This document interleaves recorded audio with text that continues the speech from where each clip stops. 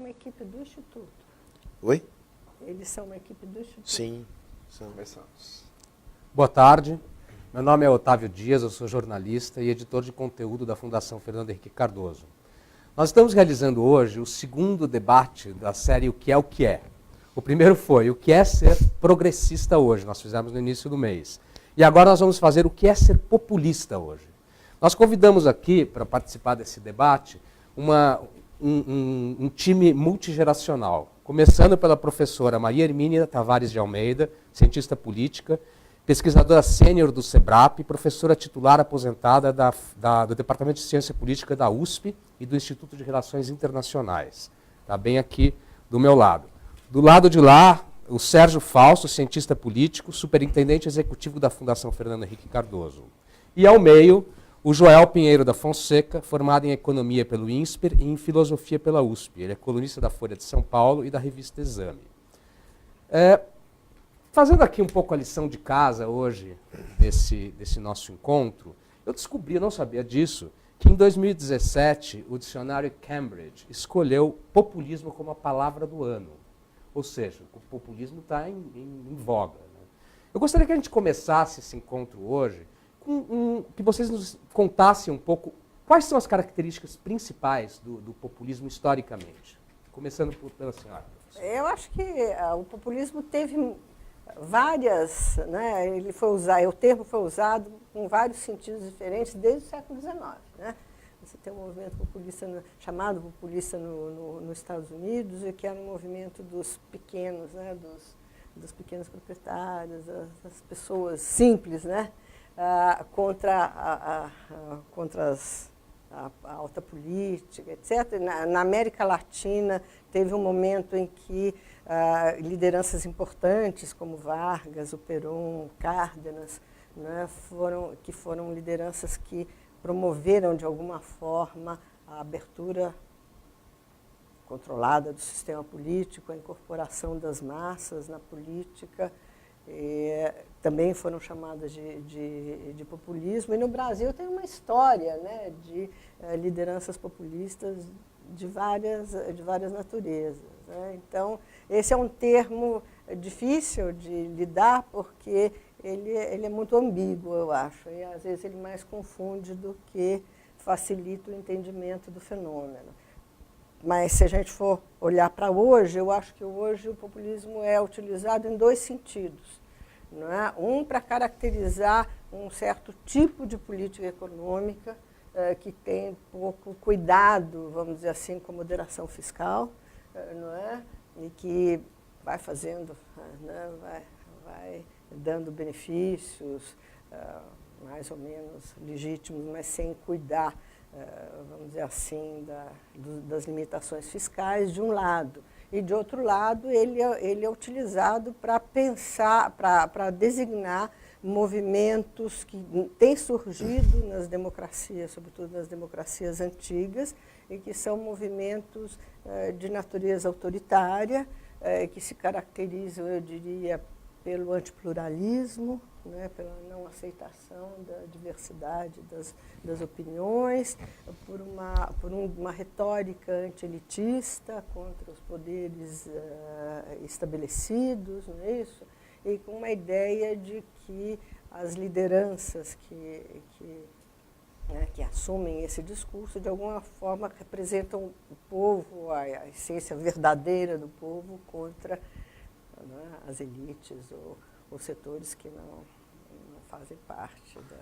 Sérgio, antes de eu te passar a palavra, deixa eu só lembrá-los que quem quiser fazer perguntas pode fazer diretamente no próprio Facebook da Fundação, por onde nós estamos transmitindo esse debate, ou então pelo e-mail alvivo@fundacalfhc.org.br, fundacalfhc.org.br, sem tio, sem acento.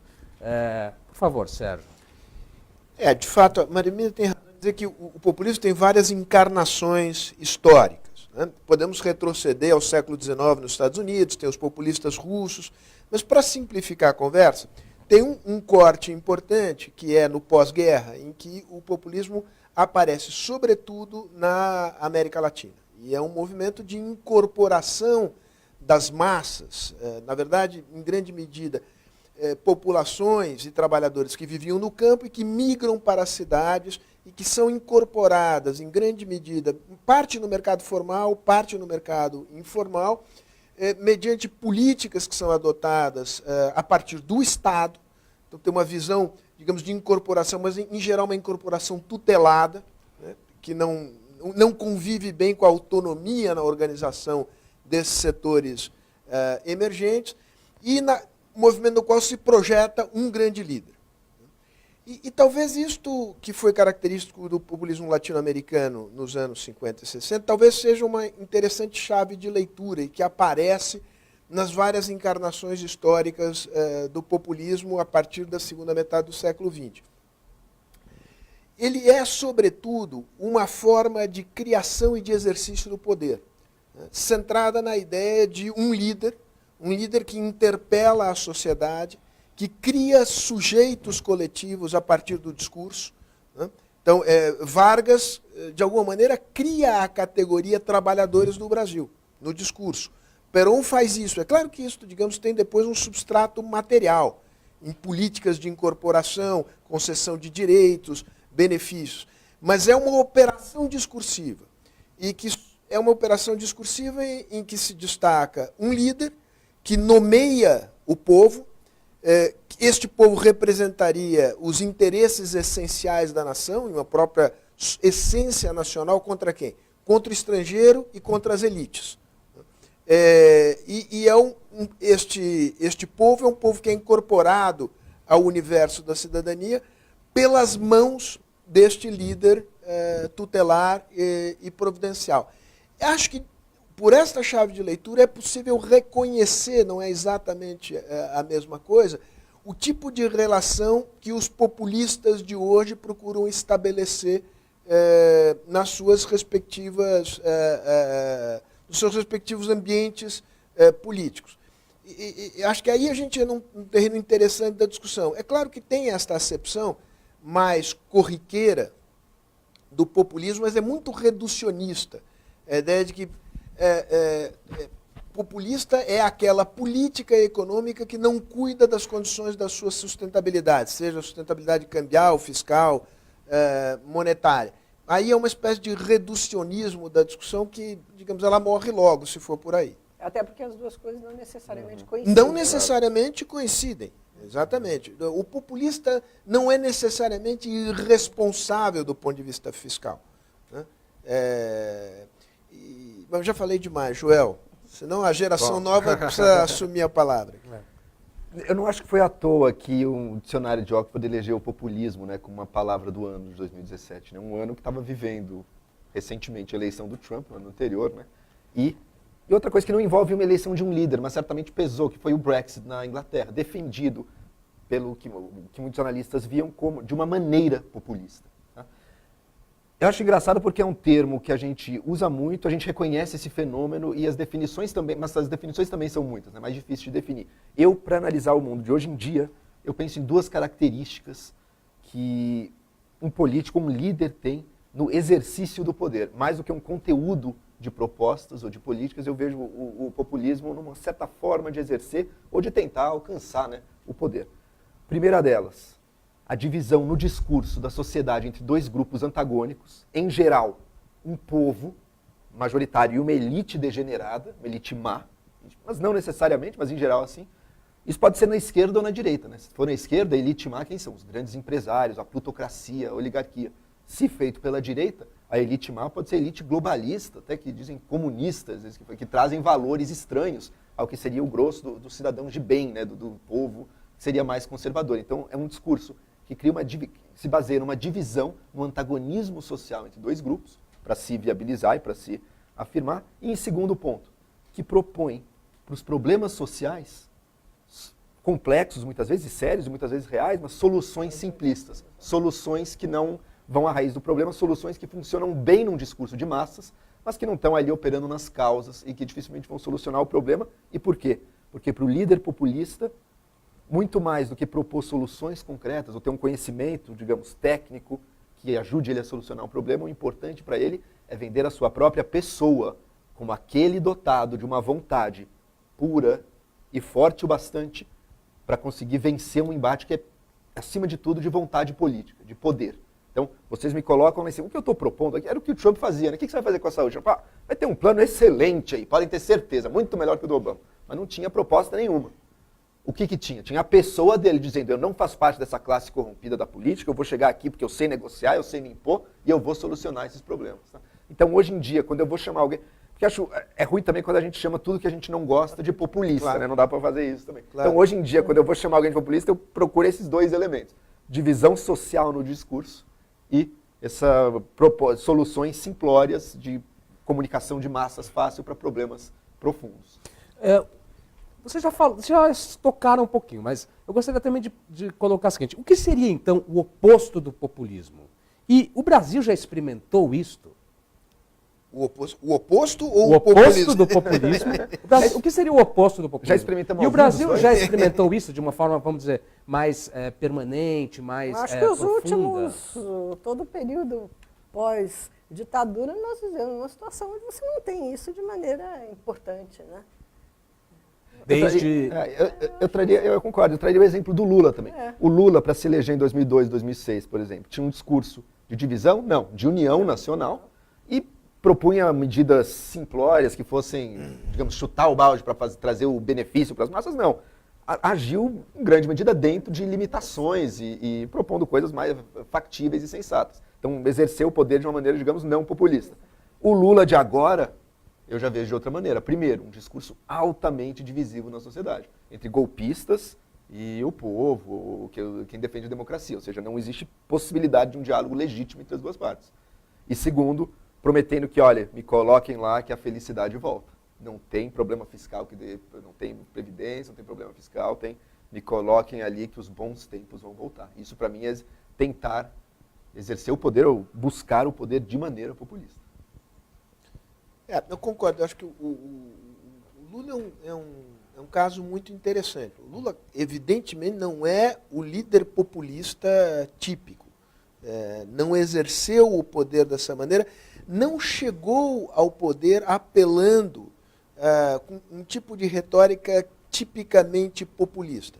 Mas há elementos do populismo que vão ganhando espaço na retórica e na prática do Lula. É interessante comparar o primeiro Lula, é o Lula que afirmava a identidade dos trabalhadores, né? E que encarnava essa identidade em sujeitos políticos concretos, sobretudo aqueles organizados em sindicatos, valorizava a autonomia sindical, valorizava a autonomia dos movimentos sociais. A partir do momento em que ele chega ao governo, progressivamente ele começa a operar com outras categorias. Sai a categoria trabalhadores e passa a entrar a categoria pobres, que é uma categoria mais típica do discurso populista, porque ela é genérica.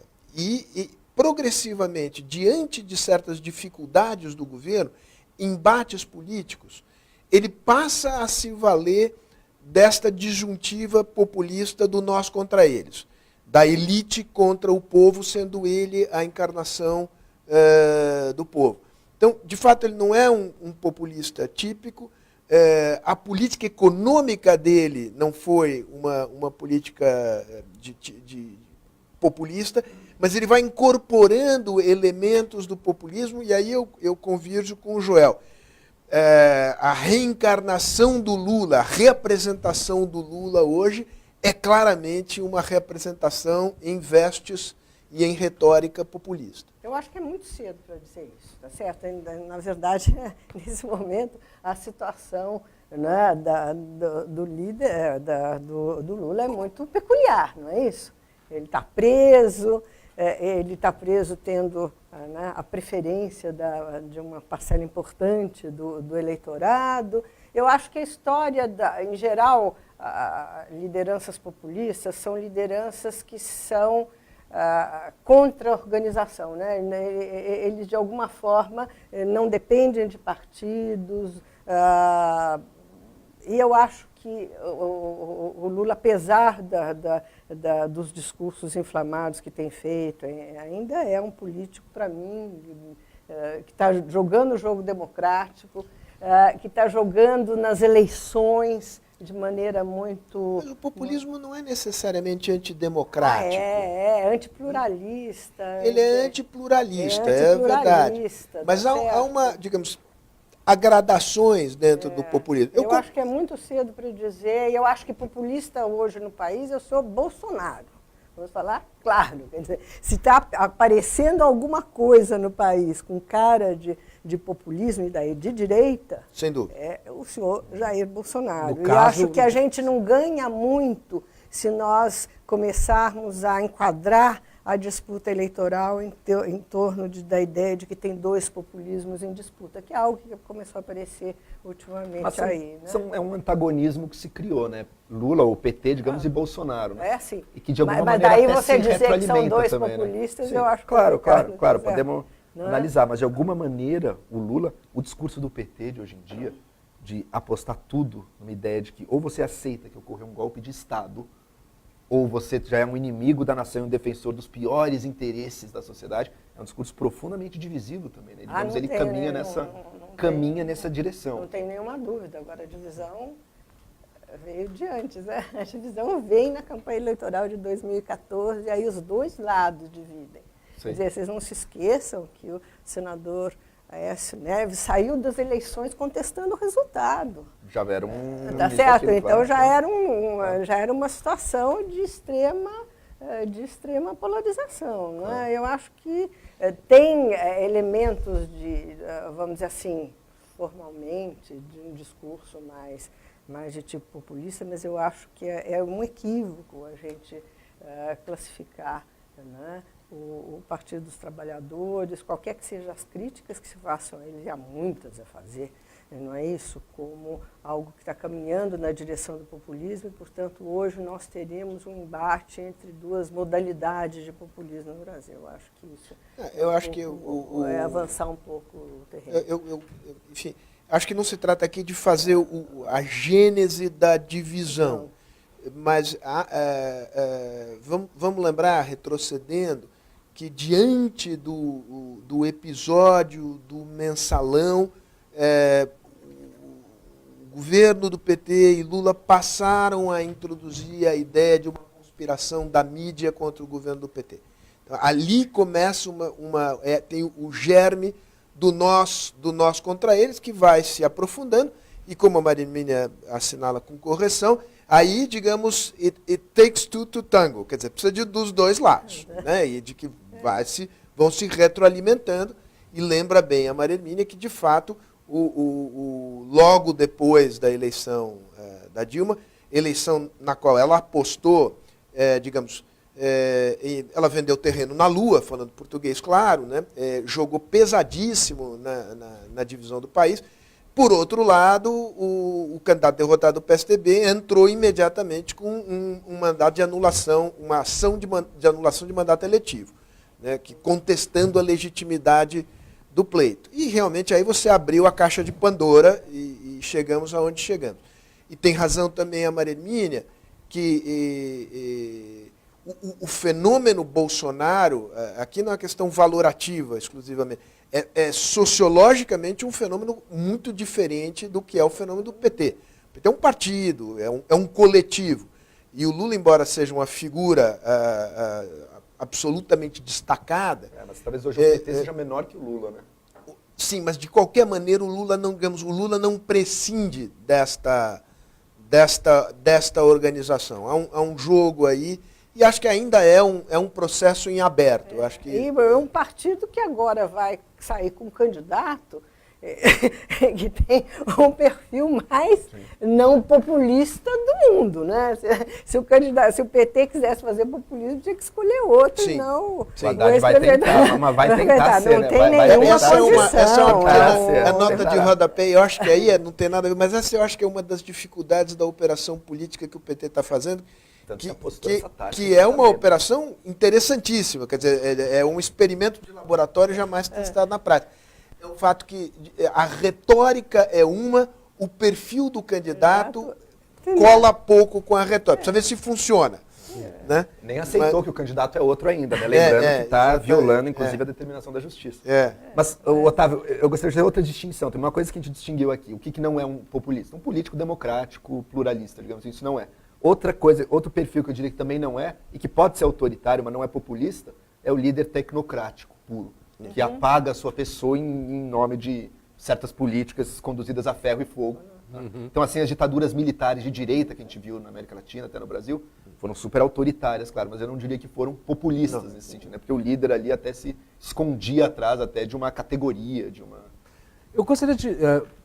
É possível ser popular, não no sentido de popular, de ter muita popularidade, mas de ter preocupação com as causas populares, com a redução da desigualdade, com o ataque a esse problema que o Brasil tem desde sempre. Então é possível ser popular sem ser populista? Sem dúvida, sem dúvida. Você tem o que de melhor se fez no mundo, né? Em termos de reforma social, foi feita pelos partidos social-democratas, e ali você não acha lideranças dessa natureza. Né? Isso foram nos anos posteriores à Segunda Guerra, até os anos 80. Até os anos 80, por aí, sem dúvida. Né? Você olha ali, sei lá, a série de primeiros ministros ingleses, né? Trabalhistas, etc. Eu acho que, sem dúvida, é possível. Obviamente, em países como os nossos, vamos dizer assim, existem condições mais favoráveis a que certos líderes cresçam mais até do que suas organizações, que é o caso do Lula, etc. E, portanto, que essa imagem de um líder que é muito importante para a institucionalização da organização acabe confundindo um pouco com esse fenômeno populista. Por isso que eu digo que esse é um termo que às vezes mais confunde do que nos ajuda a entender. Mas eu queria fazer uma outra observação. Quer dizer, o Benjamin Arditi diz o seguinte: populista é aquele cidadão que entra bêbado num jantar formal, etc., derruba vinho do lado, da pessoa que está ao lado, passa cantada na dona da casa, esse etc., é o cafajeste. E fala verdades inconvenientes. Não é? De alguma Você forma... vê que tem um outro lado, né? Daí fala verdades inconvenientes. De alguma forma, esse fenômeno do populismo está falando verdades inconvenientes sobre a democracia representativa. Tá certo? Esse ponto é muito sobre bom. a distância que acaba se criando entre o sistema político e os cidadãos, né? Desse estranhamento do cidadão comum com relação ao mundo da política, etc. É nesse terreno que populistas têm crescido, inclusive. Tem uma espécie de insurgência contra as elites no plural. Então, e acho que, de fato, o populista e o populismo é um tipo de, digamos, de profere verdades inconvenientes. Nos tempos de hoje, que verdades inconvenientes são essas? Verdades inconvenientes essas que, sem entrar em nenhum tipo de teoria conspirativa, o fato é que as elites, em sentido lato e amplo, aqui na Europa, nos Estados Unidos, se encapsularam. Né? Sobretudo as elites cosmopolitas perderam contato com as suas respectivas realidades nacionais, com os perdedores da globalização e com aqueles que se sentem ameaçados pela globalização, não apenas por razões econômicas, mas também por razões religiosas, raciais, comportamentais. E os populistas, Trump é um caso clássico, clássico eu não diria porque é recente, mas típico, né? Marine Le Pen na França, são capazes de compreender esses sentimentos e expressar politicamente esses sentimentos, de uma maneira que é uma maneira muito perigosa para padrões de relação civilizada, para não falar na democracia. Um bom exemplo nesse sentido, só para fazer um... Por favor. É o Erdogan da Turquia, né? Que chegou representando realmente toda uma classe grande de muçulmanos turcos que se sentiam bastante alienados de um Estado oficialmente secular ali, né? E trouxe essa coisa muçulmana de uma classe média-baixa, mas ascendente, trouxe representatividade e crescimento para muita gente, mas desde então a gente vê o que ele tem feito com esse poder enorme que ele conseguiu acumular na mão dele, né? Exercendo de uma forma muito autoritária. E mesmo se você pensar a história do Chaves, né? Como é que sim, aparece o Chávez? O sistema político venezuelano antes do Chávez era um condomínio entre dois partidos. Ganhasse quem ganhasse, eles se dividiam os cargos e a renda do petróleo. Exatamente. Era isso. E de porteira fechada. Porteira de cima a fechada, baixo. tá dizendo, não importa quem ganha. Se eu sou social-democrata, como é que chama o partido lá? Era... Ação Democrática. Se eu sou Ação Democrática ou se eu sou democrata cristão, não importa. Ganhe quem ganhe, nós nos acertamos. Aqui tem até um acordo. Ponto fijo, chama acordo de ponto fixo. Ponto fixo, onde eles se dividiam isso, esse acordo regado a rendas do petróleo. Quando isso começa a apodrecer, quer dizer, o discurso do Chávez, inicialmente, é um discurso contra esse establishment, né? Ele entra nessa brecha, daí faz o desastre que nós recebemos aqui uma pergunta de uma pessoa que está nos assistindo, então vamos aqui. O retorno ao nacional desenvolvimentismo sem preocupação fiscal é populismo? Caminha nessa direção, né, eu diria assim. Digamos, é um discurso que está preocupado. Eu diria que o Brasil tem duas questões muito salientes agora e que podem ser abordadas de uma maneira populista ou, digamos, séria.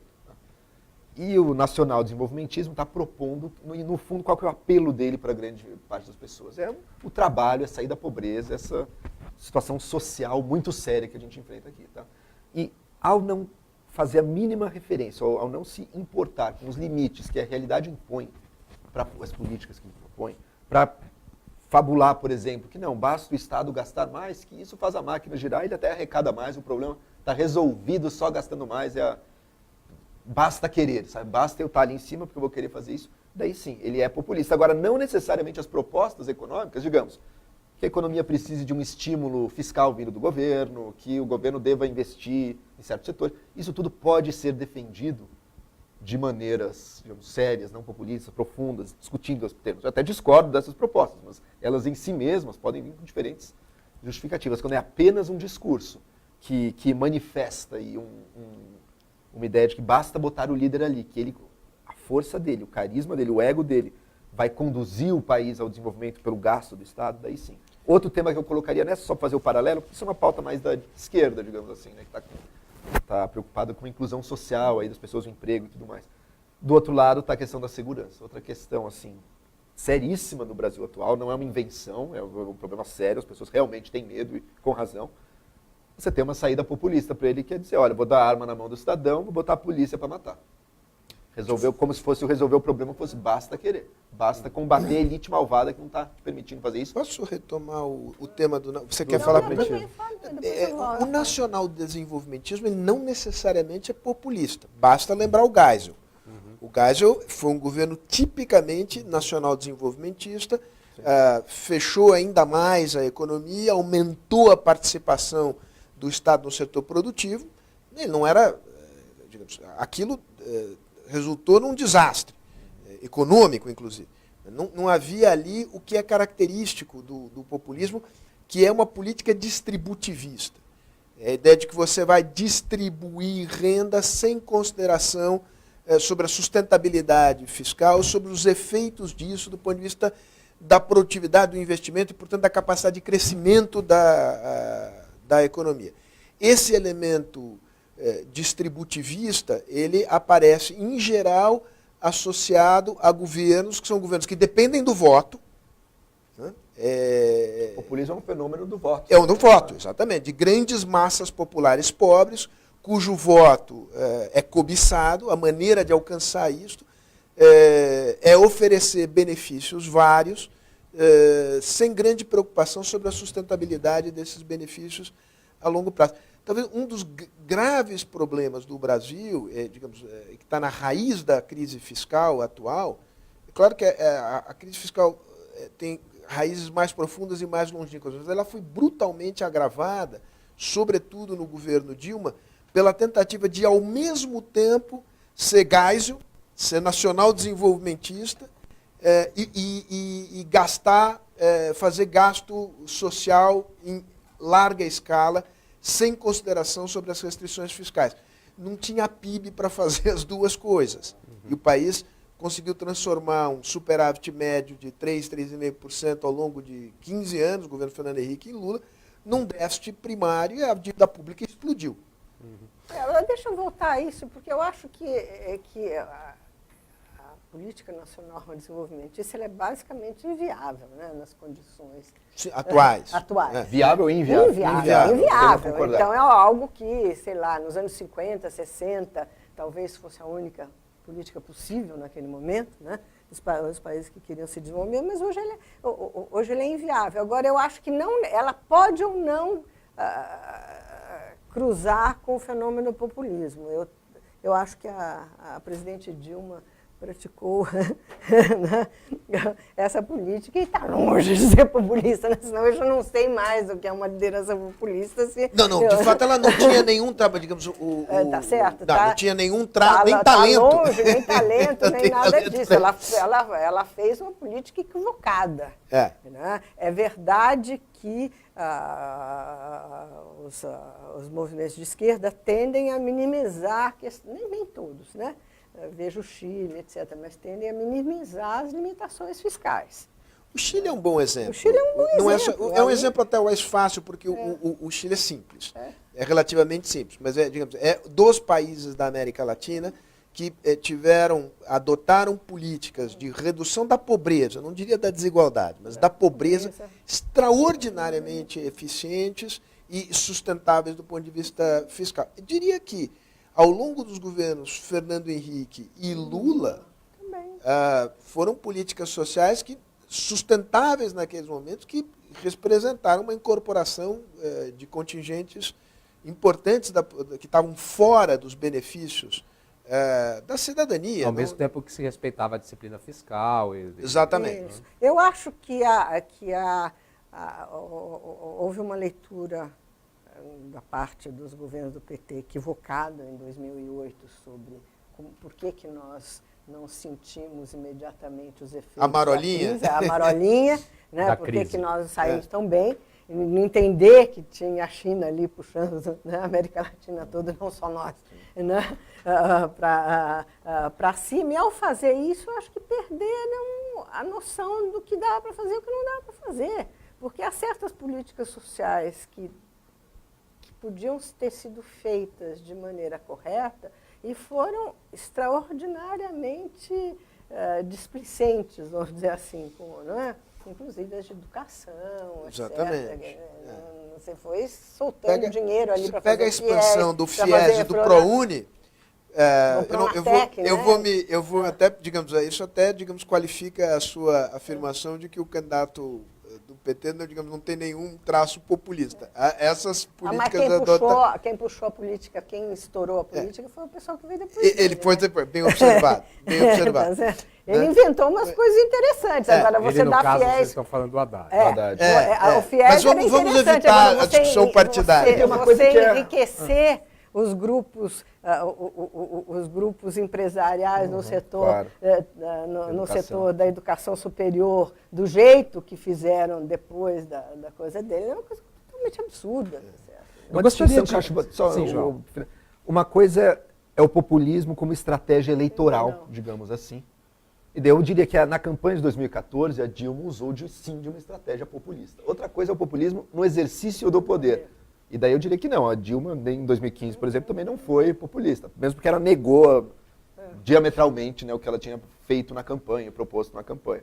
Mas às vezes uma coisa não necessariamente implica a outra também, né? Às vezes você pode ter uma... Mas você pode ter políticas populistas, eu acho que essa própria...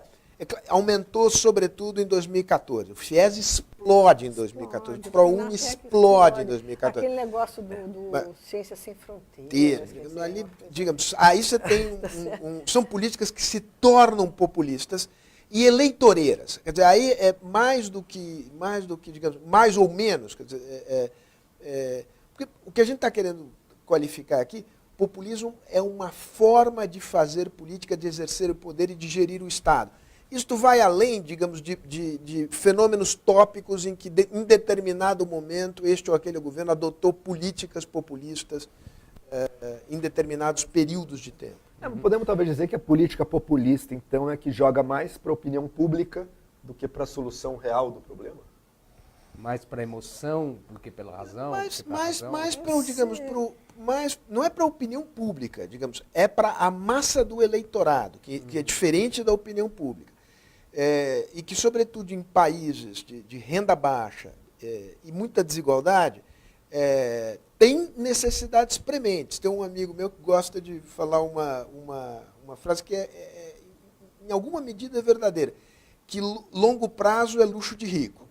Né? Quer dizer, esta é uma questão que não é possível de ser desconsiderada por governantes que não sejam populistas. Você precisa ter sensibilidade para as urgências das pessoas.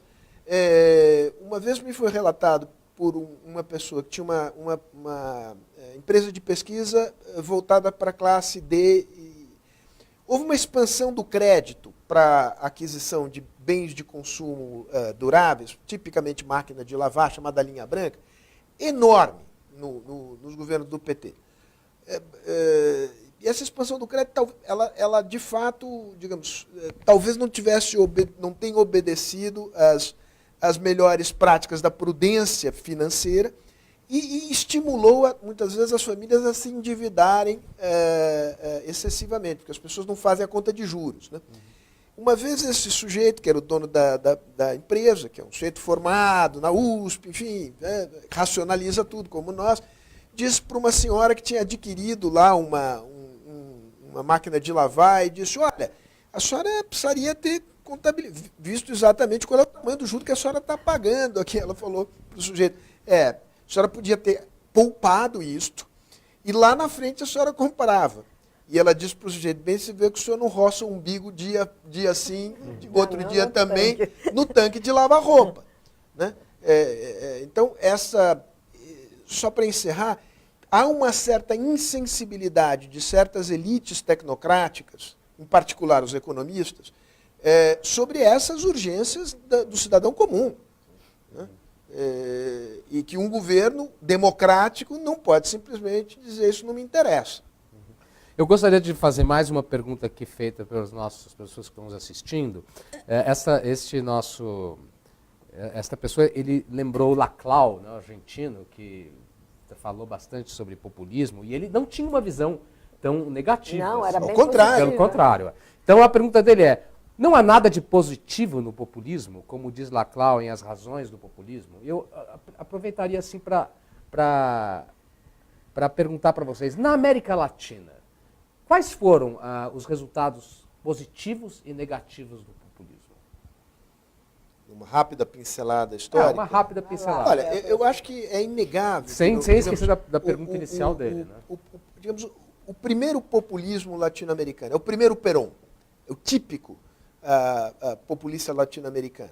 O que houve de positivo foi um processo de incorporação dos chamados cabecitas negras, que eram populações pobres do interior, que migraram para Buenos Aires, grandes massas trabalhadoras, totalmente destituídas de direitos, e que, pela tutela do Estado, foram incorporadas a um universo de direitos, e isso deu uma nivelada na sociedade argentina muito importante. Quer dizer, isso fez com que a sociedade argentina, a despeito de todo o declínio observado nos últimos 50, 60 anos, tenha mantido, em comparação com o Brasil, um nível de desigualdade muito menor. E houve uma incorporação não apenas em termos de acesso a direitos e acesso a bens, mas também acesso a bens culturais. Via escola, acesso a teatros, educação e também acesso à cultura. Né? O Perón abriu as portas, simbolicamente, do Teatro Colón, que era um refúgio, monopólio da oligarquia argentina, para as massas que acorriam a Buenos Aires naquele momento. Isso não tem a menor dúvida que isso é um lado muito positivo. É um tranco que o populismo deu em sociedades muito oligárquicas, muito desiguais. Agora, o negativo é que a forma pela qual essa incorporação se deu, ela implicou supressão de autonomia das organizações de trabalhadores, né?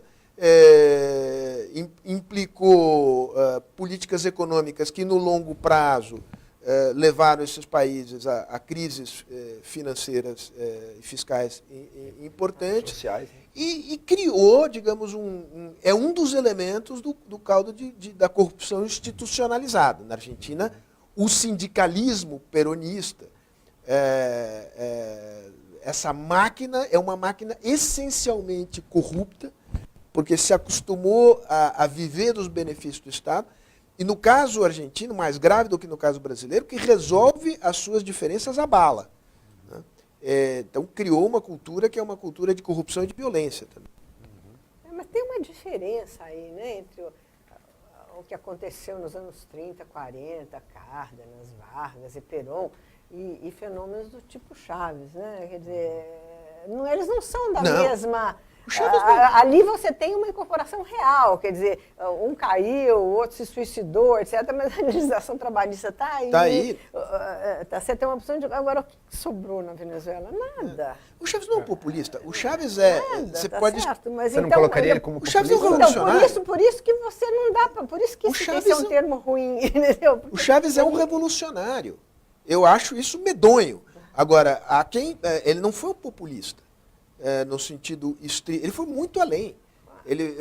O populista não faz desapropriação, confisco o populista joga dentro das regras do sistema capitalista, da economia de mercado. Ele tensiona, etc. Mas basicamente ele se dá no âmbito do que se convencionou chamar de um compromisso de classe. O Chaves rompeu. Então, temos que ter um grupo empresarial. Digamos que ele faça um movimento na dele, mesma direção também, né? De apelar para a massa da população contra elites políticas estabelecidas, jogando esse jogo da divisão. E eu retomo aqui o que a professora Maria Hermínia falou, que é um benefício do populismo. Ele, digamos, é o hóspede bêbado que diz verdades também, às vezes. Né? Então, botas claras, muitas vezes, como a classe política dominante pode estar completamente distante nas suas negociações dos interesses e demandas reais da população. Né? Exatamente. Então não é à toa. Se uma liderança populista pode surgir, não é à toa, é porque tem coisas sérias que a população está precisando e querendo e que não estão sendo respondidas. Né? Então ele acaba fazendo isso. E num curto prazo, às vezes, digamos o Chaves, olha, tirou um dinheiro do petróleo, que ia para uma negociação de elites políticas, tirou aquilo e começou a fazer política social com aquilo, de combate à miséria extrema. Olha, num curto prazo você tem um efeito muito positivo e inegável disso.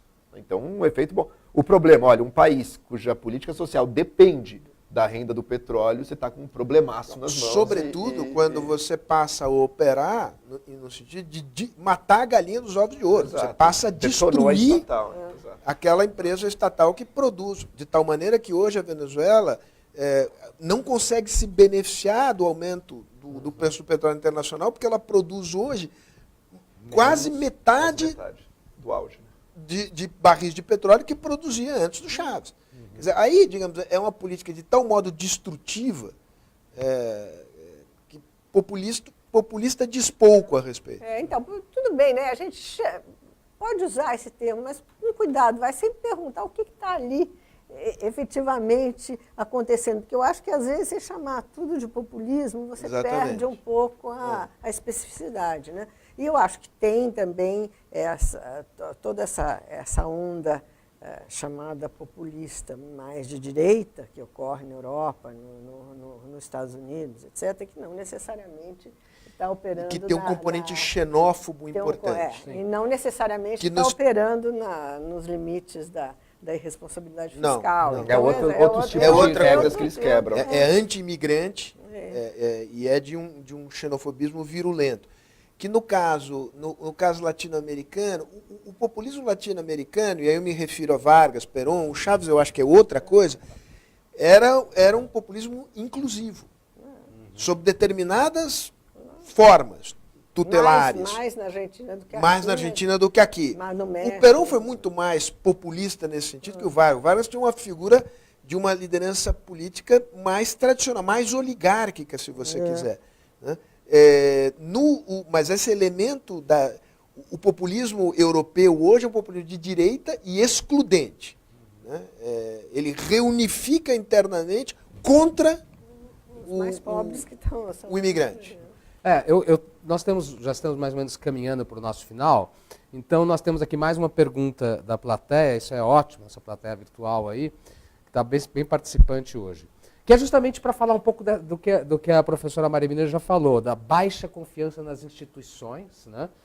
Desgaste das instituições e o reflexo que isso tem no fortalecimento do populismo. Isso é uma coisa bastante presente no Brasil e também fora, né? Quer dizer, o populismo ele pressupõe ali um enfraquecimento institucional e da democracia representativa. Essa é algo que a gente tem que ficar bem atento e um risco que a gente tem que ter em mente.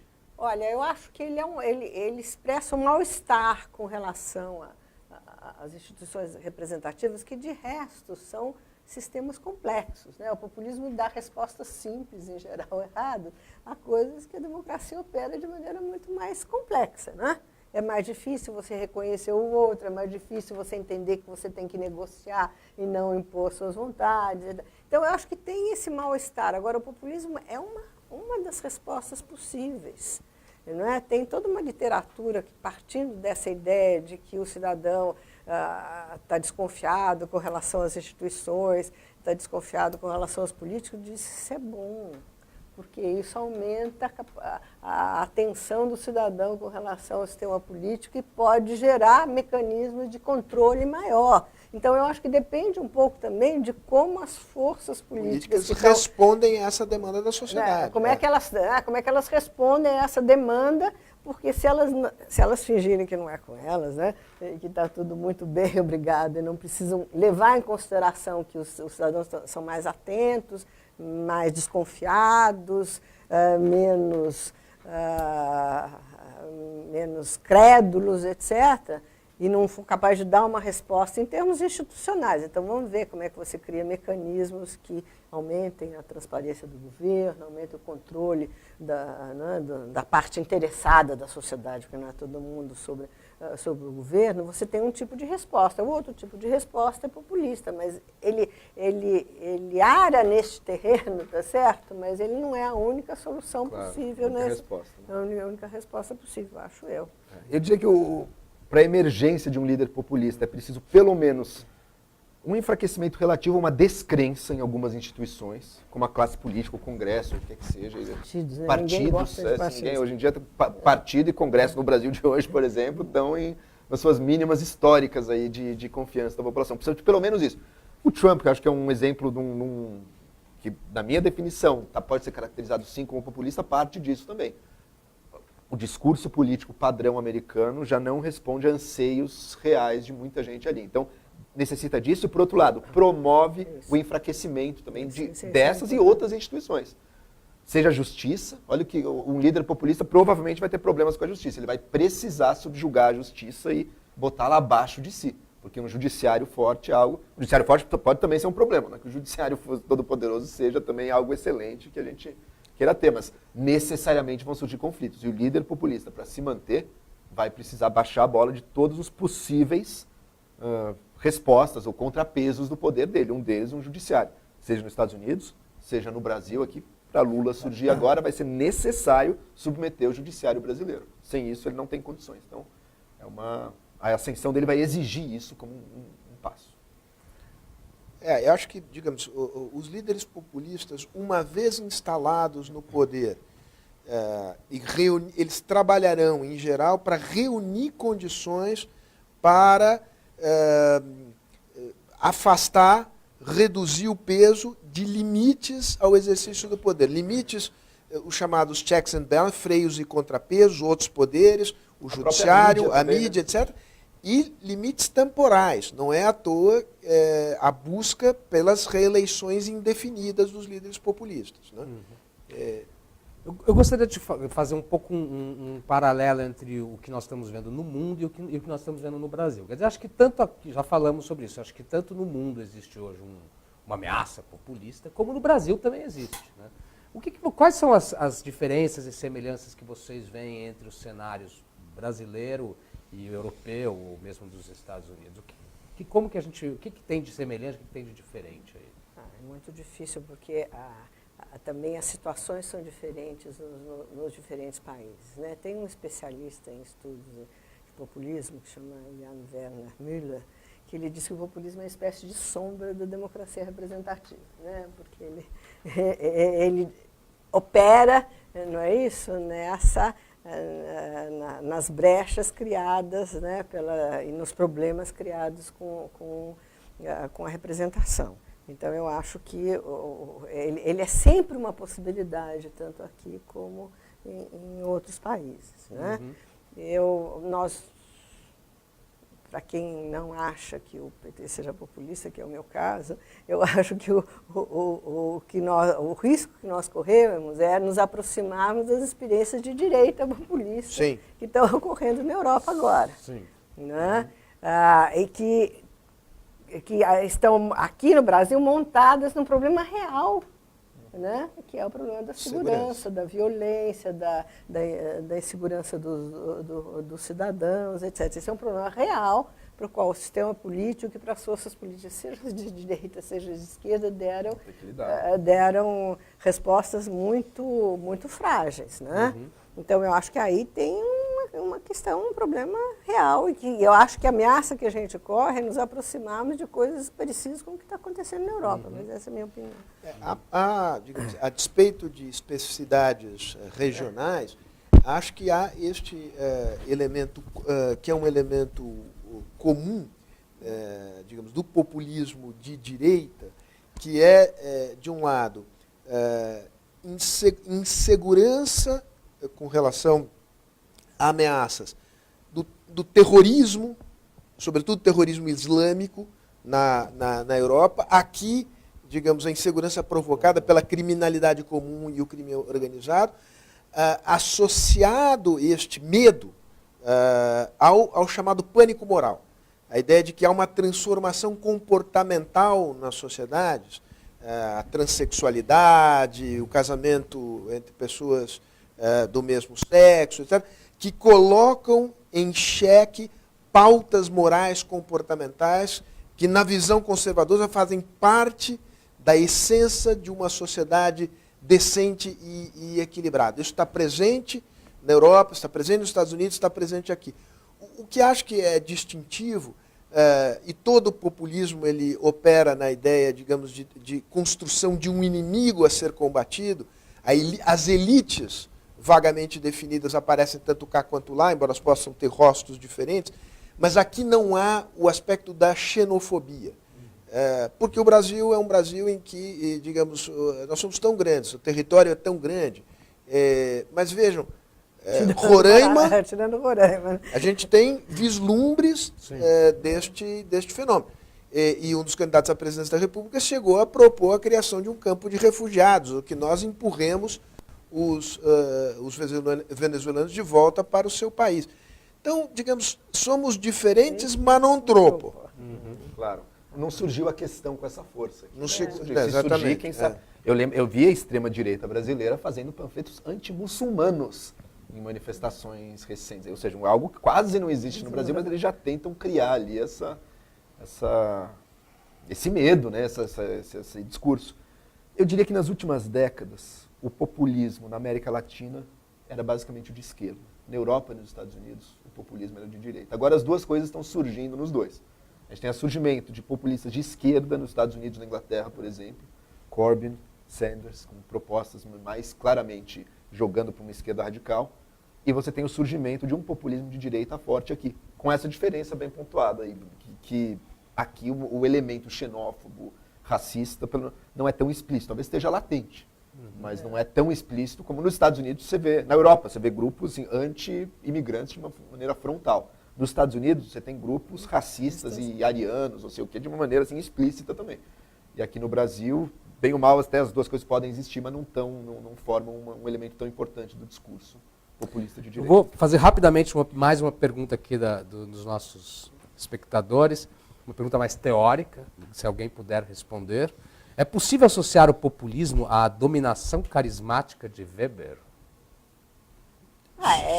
Sim, né? Quer dizer, todo mundo que falou do populismo usou essa ideia de dominação carismática, a ideia de que o líder, de alguma maneira... A figura do líder é uma figura importante, não tem populismo sem líder, né? Exatamente. Você tem outras coisas, tem movimento de direita, mas populismo para usar Exige essa expressão, exige um líder que encarne, vamos dizer assim, essa ideia. Exatamente. Né? E a ideia do carisma no Weber é a ideia do dom. É, a ideia do dom. Né? Tem o dom. E é curioso, porque no Weber, a ideia do carisma, o Weber via o líder carismático com bons olhos.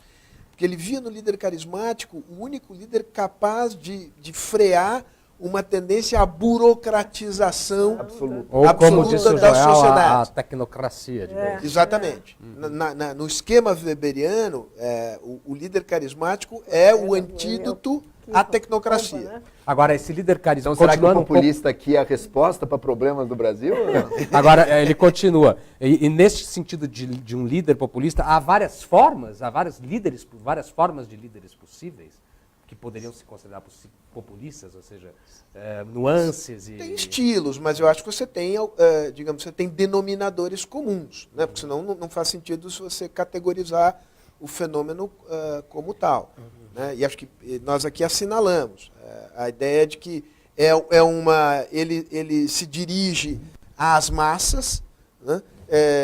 Valoriza pouco as organizações autônomas e as organizações intermediárias entre o Estado e a sociedade, e ele é tendencialmente disruptivo do jogo democrático.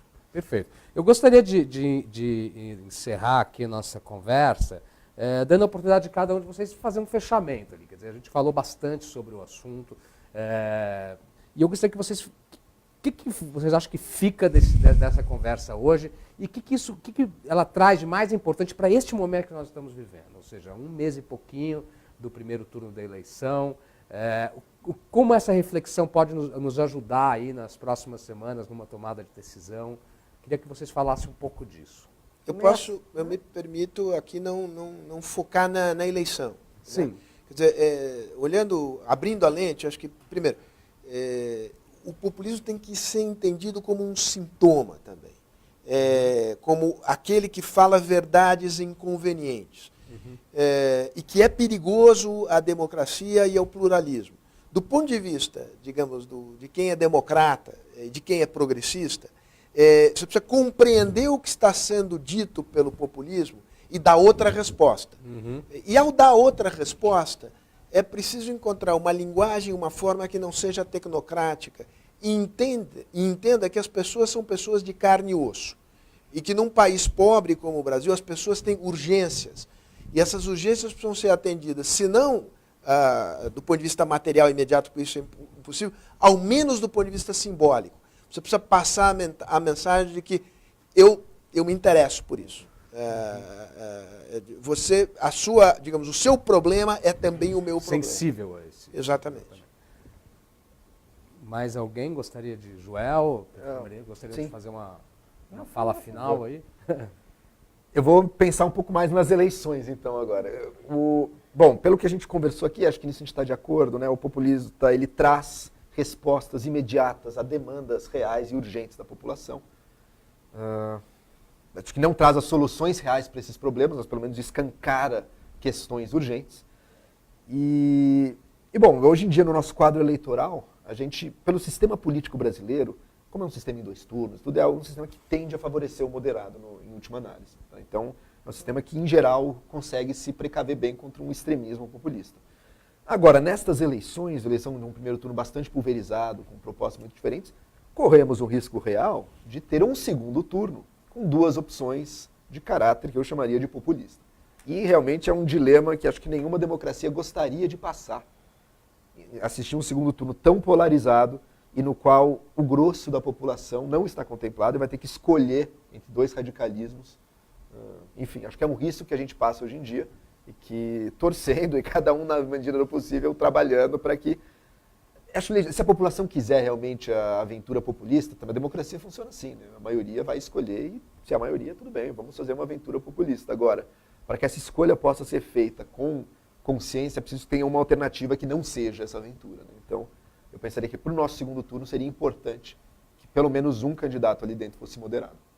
Professor. Bom, eu acho que, em primeiro lugar, a gente tem que ter cuidado de não chamar de populista aquelas lideranças que a gente não gosta. Então, eu acho que um pouco dessa discussão mostra como é delicado usar esse termo para designar certos fenômenos. Né? Existe toda uma área aí de sombra que, dependendo, né, da percepção, da nossa percepção, você acaba taxando de populista coisas que não são. Eu, pessoalmente, acho que, nesse momento, o risco no país é de populismo de direita. Né? E não é um risco, a meu juízo, tão grande assim, né? Mas ele existe e, portanto, as pessoas têm que ficar atentas. Eu gostaria de encerrar dizendo que um dos motivos de a gente estar fazendo essa